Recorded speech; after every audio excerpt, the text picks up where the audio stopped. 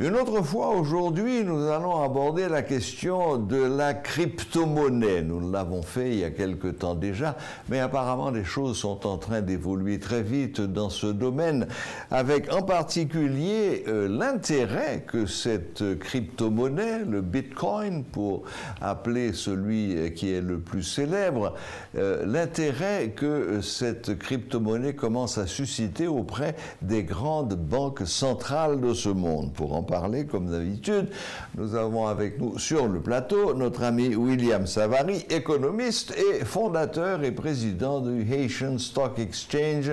Bonsoir William Savary. Bonsoir Serge, bonsoir Métropole, bonsoir Haïti, bonsoir tout le monde. Et bienvenue après quelque temps d'absence. Vous aviez dû vous absenter pour affaires.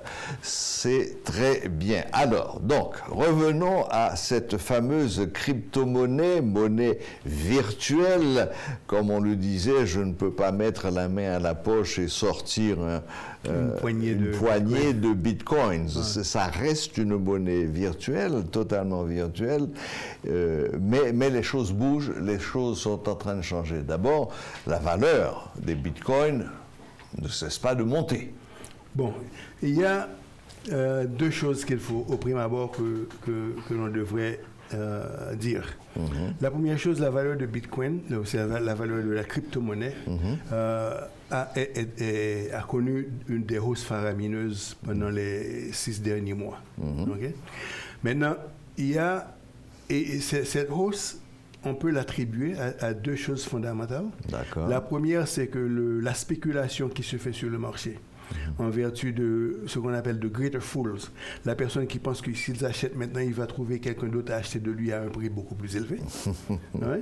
Donc ça, c'est la spéculation. Ouais. Il y a d'autres aussi, il y a l'anticipation de l'implication des banques centrales dans les règlements, c'est ça? La réglementation, des transactions qui se font à partir de la crypto-monnaie. Donc, il y a ces deux éléments qui vont de pair et qui donnent des résultats qui permettent à ce que beaucoup plus de gens soient attirés vers la crypto-monnaie et spéculer sur la crypto-monnaie. Oui, parce que je crois qu'une des choses qui ralentissent cette progression pourtant extraordinaire des bitcoins dans le monde, c'est que jusqu'à présent, il n'y a pas beaucoup de transactions de la vie courante qui peuvent se faire avec des bitcoins. Jusqu'à maintenant, vous me disiez que certaines grandes compagnies de cartes de crédit sont en train de travailler à offrir la possibilité de sortir sa carte de crédit et de payer en bitcoin, de payer en dollars ou en euros ou n'importe quoi. Bon, il y a quatre grandes entités qui sont impliquées dans cette démarche. Premièrement, il y a Mastercard, il y a Visa, il y a PayPal. Mastercard et Visa, c'est 95% du marché, non? Oui, ce sont des entreprises qui sont dans le business de clearing, de settlement, les règlements de transactions. Donc, on se sert de sa carte, on achète une paire de chaussures et le marchand vous fait payer à partir de votre carte, le marchand envoie à une maison centrale qui fait le settlement. Exactement.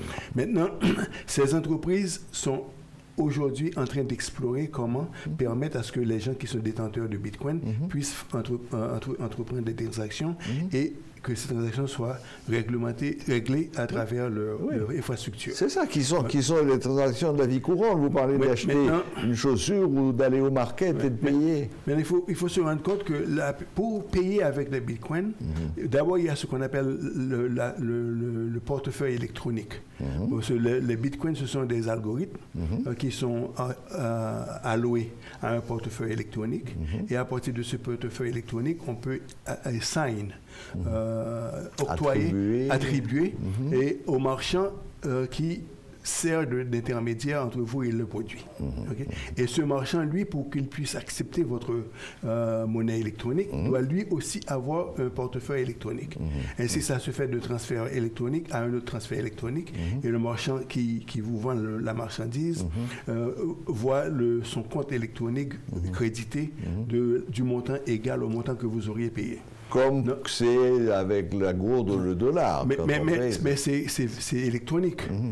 Maintenant, il y a une autre entreprise qui a vu le jour dans l'année, il y a un an à 2 ans, qui s'appelle Coinbase. Coinbase. Maintenant, je n'ai pas dit Coin. Coinbase. Maintenant, Coinbase, c'est une entreprise qui a constitué ce qu'on appelle un ETF. Un ETF, en anglais, ça veut dire Exchange Traded Fund. Exchange Traded Fund, c'est une agglomération de diverses monnaies électroniques qui sur le même umbrella et qui te permet de transacter, d'acheter, de spéculer sur le marché de la crypto-monnaie.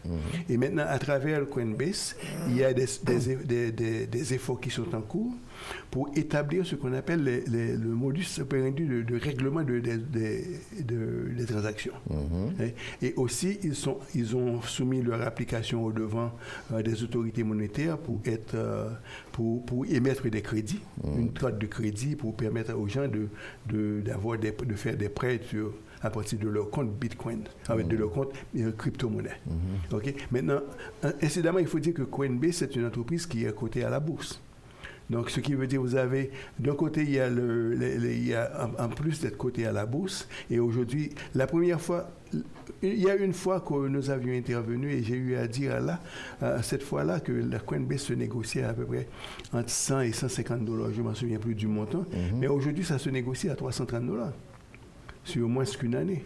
Bon, alors là, William, d'accord. Donc, il y a tous ces efforts-là qui se font pour vraiment légitimer l'usage de la crypto-monnaie. Question de béotien, parce qu'on a déjà eu l'occasion d'en parler. Pour moi, cette crypto-monnaie reste encore quelque chose de très nébuleux. Je n'arrive pas encore à vraiment mettre la patte dessus. Mais une question qui me vient à l'esprit à l'instant. Le cours de Bitcoin, qui, comme on vient de le dire, n'a pas cessé de progresser, mais à grande vitesse. Comment est-ce qu'on va arriver à établir, au moment d'une transaction, au moment où je donne ma carte de crédit, à quel niveau se situe ce Bitcoin? Est-ce qu'il vaut 3 500 $? Est-ce qu'il vaut 3 800? Est-ce qu'il vaut 5 000? Et comment ajuster maintenant pour le supermarket? Est-ce qu'un jour, un supermarket va pouvoir afficher les prix en Bitcoin? Oui, ça se fait déjà. Afficher les prix en Bitcoin? Ça se fait déjà. Mais ça varie à longueur de journée. Non, il faut... je peux prendre un exemple, par exemple, les contrats monétaires, pour illustrer le point. Par exemple, si on prend un contrat de yen, le dollar yen, le yen, aujourd'hui, ça se négocie à 110 yens pour $1. Mais un contrat de yen, c'est 125 000 yens de monnaie japonaise qui représente un contrat. Maintenant, et la monnaie se négocie sur des fractions. Comme la gourde, c'est 100 pennies pour $1. Oui. Maintenant, mais on peut négocier une transaction qui peut utiliser 10 pennies, 4 pennies, 8 pennies. Donc, parce que la monnaie est fractionnelle, c'est ce qu'on appellerait la monnaie scripturale, c'est fractionnel, ce sont les fractions de la monnaie qu'on s'en serve. C'est la même chose pour le Bitcoin, ce sont des fractions du Bitcoin qui vont être utilisées, par exemple, dans les transactions. Parce qu'un Bitcoin, aujourd'hui, se négocie à 60 000 $. Mais à l'intérieur de ces 60 000 $, il y a diverses fractions. Donc, on prend une fraction qui peut avoir une valeur de 1 000 $, qui représenterait à peu près 1/10 d'un Bitcoin. Donc, c'est ainsi que ces transactions-là vont se faire. Est-ce que c'est comparable avec quand l'inflation part en folie? Je pense à ce qui s'est passé au Venezuela, où entre le moment où la personne rentre dans le magasin où elle va acheter et le moment où elle en sort, l'inflation est passée de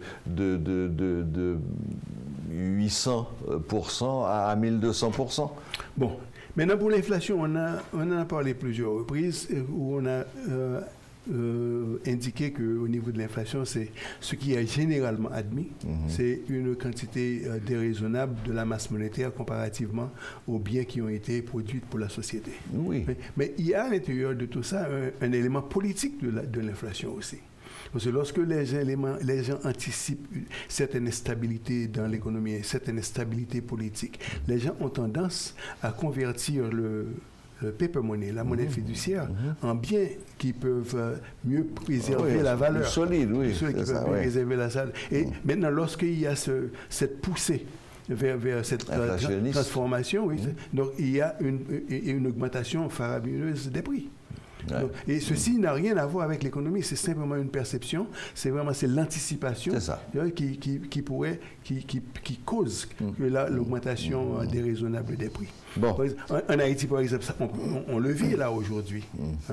Donc, il y a des prix, il y a une augmentation sournoise, plutôt sournoise des prix. Ce que les gens font, au lieu d'augmenter les prix, les gens diminuent la quantité qu'ils veulent. Oui, on voit ça sur la taille des pains en particulier. Absolument. Qui commence à devenir de plus en plus rachitique. Absolument. Donc vraiment, il faut faire la distinction entre la politique, l'influence de la politique et l'influence de l'économie. Pour terminer, William, à quand est-ce qu'on peut dès à présent mesurer le temps qui nous sépare du moment où les bitcoins, parce que j'ai appris qu'il n'y avait pas que les bitcoins, il y avait des Dogecoin, il y avait différents. Les Chinois ont leur Bitcoin qui a une valeur différente, etc. Sur leur territoire. À quel moment est-ce qu'on va arriver à une uniformisation du marché mondial et où finalement le Bitcoin sera accepté comme le sont les dollars ou les euros ou les yens? Et est-ce que nous en sommes à une prémisse de disparition des monnaies nationales? Est-ce qu'un jour le Bitcoin remplacera le dollar dans les transactions internationales et que partout dans le monde on ne fera de transactions qu'en Bitcoin? Non, ça va faire partie simplement d'une des options que vous aurez. Ça ne peut pas disparaître. C'est comme la monnaie fiduciaire a pris beaucoup de temps pour sortir de 1700 avec John Law en France pour devenir ce qu'elle est aujourd'hui. Et avec toutes les transactions et les transformations qui ont eu lieu. Parce que maintenant, aujourd'hui, on peut avoir un cashless society, une société sans cash, où toutes les transactions se font à partir de l'aide de crédit, des cartes de crédit, etc. Donc, et ça ne veut pas dire que la monnaie fiduciaire elle-même a disparu. C'est ça. Donc, c'est ça. Et maintenant, le grand hic de tout ça, c'est la question vraiment sur laquelle on devrait se concentrer, qu'on devrait peut-être évaluer, c'est est-ce qu'il y a un moment clé où toutes les banques centrales du monde aient pu mettre en place les réglementations pour régler les transactions. Le marché des bitcoins, enfin le marché des crypto-monnaies plutôt. Et là maintenant, chaque pays va avoir son calendrier. Et maintenant, les pays qui sont les plus influents vont vraiment influencer la direction du marché et le temps qu'il faudra pour l'adoption universelle. Alors là, maintenant, je vais m'adresser plutôt au fondateur du Haitian Stock Exchange. A-t-on encore intérêt aujourd'hui à investir dans les bitcoins? Pas dans les bitcoins. Parce que j'ai eu à dire une fois que je ne recommanderais pas les bitcoins tant qu'il n'y aurait pas de réglementation, que ça évolue à l'intérieur d'un système de réglementation. Mais dans le même temps, ça ne cesse pas d'augmenter. Oui, mais il y a par exemple le Mastercard, il y a Visa, il y a Coinbase, il y a PayPal, il y a d'autres instituts, il y a Nvidia, il y a des entreprises qui sont engagées dans la manufacture de ce qu'il faut pour faire fonctionner la crypto-monnaie.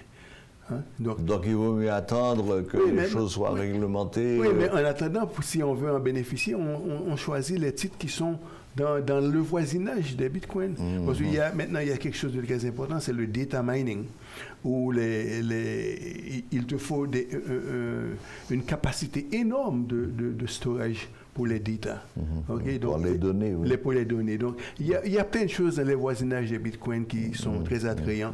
Et Non, parce que là, on a évoqué ensemble le cas du pays, du Salvador, qui avait investi dans des bitcoins et qui ont fait tellement de profits qu'ils sont là. Le président du Salvador vient de décider de prendre un pourcentage, je ne me rappelle plus si c'est 20% ou 30% des profits qu'ils ont fait avec les bitcoins pour construire 20 écoles et un hôpital. Le dernier cri. Bon, le dernier cri, absolument. Ouais, il y a ce que je dirais, c'est que nous sommes au crépuscule. C'est ça, oui. De transformation au niveau mondial, au niveau de la monnaie, au niveau de l'énergie, au niveau de plein de choses. Enfin, c'est plutôt à l'aube qu'au crépuscule. À l'aube, merci de la correction. Ouais. Donc, à l'aube de quelque chose de fantastique qui arrive. Mais pour s'accaparer de tout ça, il faut avoir confiance dans le futur. Et si on doute de tout ce qu'on vous dit, non, il faut pouvoir, il faut y croire. Il faut y croire que demain sera meilleur, que le soleil va se lever demain. Et il faut aussi croire à la capacité des grands financiers de ce monde de mettre de l'ordre dans la maison. Et aussi des gens qui sont impliqués dans la technologie. Bien sûr. Ouais, donc c'est vraiment, il faut y croire, sinon on ne s'en sort pas. Parce que, en fait, c'est pas qu'on ne s'en sort pas. La technologie va vous laisser en arrière parce que la technologie va progresser sans vous. Oui, ça. Donc, la question, c'est de positionner pour que la technologie ne progresse pas sans vous. Voilà. Eh bien, merci William, merci encore une fois. J'espère que cette notion de crypto-monnaie et de bitcoin commence un peu à prendre forme pour vous, comme c'est le cas pour moi, mais vraiment à une toute petite échelle. Mon esprit est trop vieux pour embrasser ces technologies modernes, sans doute. Merci William, bonne fin de journée et à bientôt. Merci Serge. N'oubliez pas que nous passons à l'heure d'hiver ce week-end. Donc, dans la nuit de samedi à dimanche, il faudra reculer vos pendules de 60 minutes. Nous pourrons donc dormir 1 heure de plus.